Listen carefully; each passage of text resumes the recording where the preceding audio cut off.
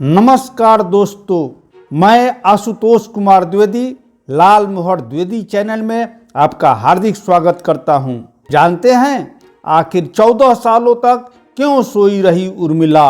लक्ष्मण की पत्नी उर्मिला की यह कथा आपने नहीं सुनी होगी। श्री रामायण को आज तक हमने अपने और इस समाज ने श्री राम की दृष्टिकोण से देखा, लक्ष्मण को देखा, देवी सीता को जाना, हनुमान के भक्ति भाव को जाना, रावण के ज्ञान को पहचाना, लेकिन कभी यह नहीं ध्यान दिया कि इस रामायण में अगर कोई सबसे अधिक उपेक्षित और अनदेखा पात्र था तो वह थी लक्ष्मण की पत्नी और जनक नंदिनी सीता की अनुजा उर्मिला।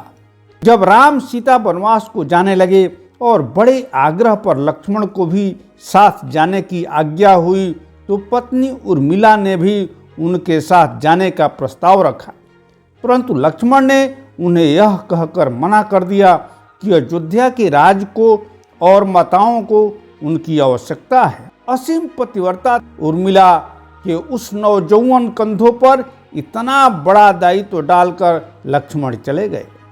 वह पल, वह जीवन सरिता जो कोई भी नववधू अपने पति के साथ गुजारती हैं, वह उर्मिला के नसीब में नहीं लिखी गई थी। पतिव्रता स्त्री ने जीवन के चंचल पड़ाव पर भी, अपने पति से दूर रहने पर भी लेश मात्र भी किसी और का ध्यान नहीं किया।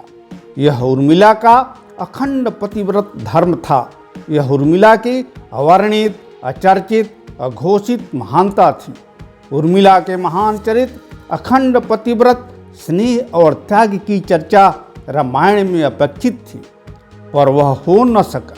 सबसे विकट क्षणों में भी उर्मिला आंसू न बहा सकी, क्योंकि उनके पति लक्ष्मण ने उनसे एक और वचन लिया था कि वह कभी आंसू न बहाएगी, क्योंकि अगर वह अपने दुख में डूबी रहेगी तो परिजनों का ख्याल नहीं रख पाएगी।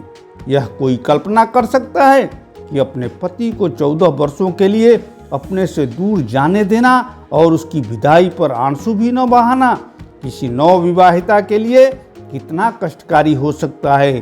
कितना हृदय विदारक पल था वह जब परम पूज्यनीय महाराज दशरथ स्वर्ग सिधार गए, पर वचन के समान रखने के लिए उर्मिला तब भी न रोई। पति के लिए पिता को किया इनकार। महाराज जनक अपनी पुत्री को मायके अर्थात मिथिला ले जाना चाहते थे ताकि माँ और सखियों के सानिध्य में उर्मिला का पति वियोग का दुख कुछ कम हो सके, परंतु उर्मिला ने मिथिला जाने से सादर इनकार कर दिया, यह कहते हुए कि अब पति के परिजनों के साथ रहना और दुख में उनका साथ न छोड़ना ही अब उसका धर्म है। 14 वर्षों तक सोती रही उर्मिला।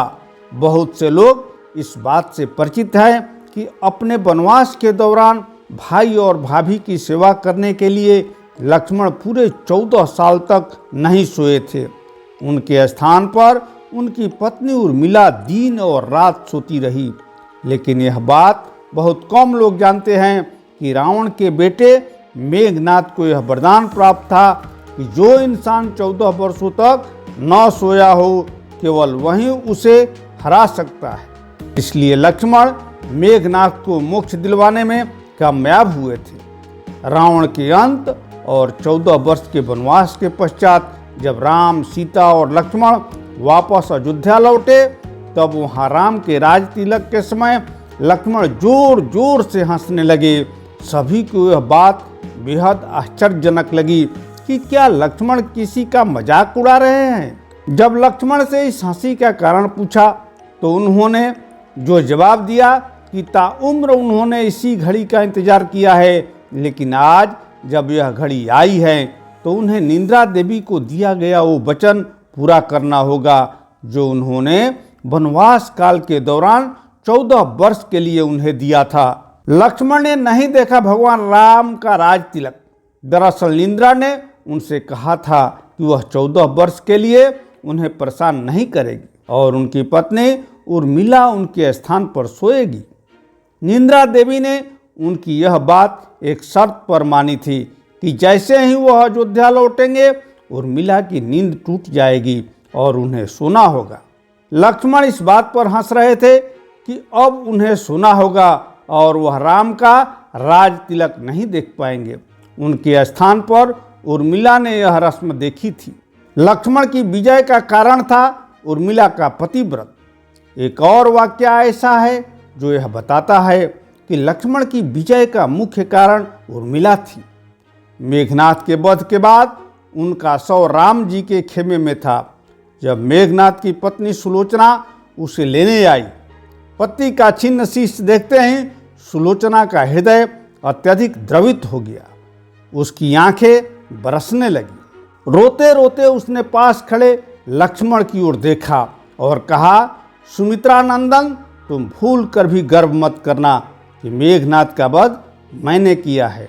मेघनाथ को धराशायी करने की शक्ति विश्व में किसी के पास नहीं थी। यह तो दो पतिव्रता नारियों का भाग्य था। अब आप सोच में पड़ गए होंगे कि निंद्रा देवी के प्रभाव में आकर अगर उर्मिला 14 साल तक सोती रही तो सास और अन्य परिजनों की सेवा करने का लक्ष्मण को किया वादा उन्होंने कैसे पूरा किया। तो उत्तर यह है कि सीता माता ने अपना एक वरदान उर्मिला को दे दिया था। उस वरदान के अनुसार उर्मिला एक साथ 3 कार्य कर सकती थी। इस तरह आज की कथा समाप्त हुई। फिर मिलेंगे एक नवीन कथा के साथ। तब तक कृपया यदि मेरे चैनल को सब्सक्राइब नहीं किए हैं तो सब्सक्राइब कर लीजिए, लाइक कीजिए और अपने दोस्तों में शेयर कीजिए। धन्यवाद।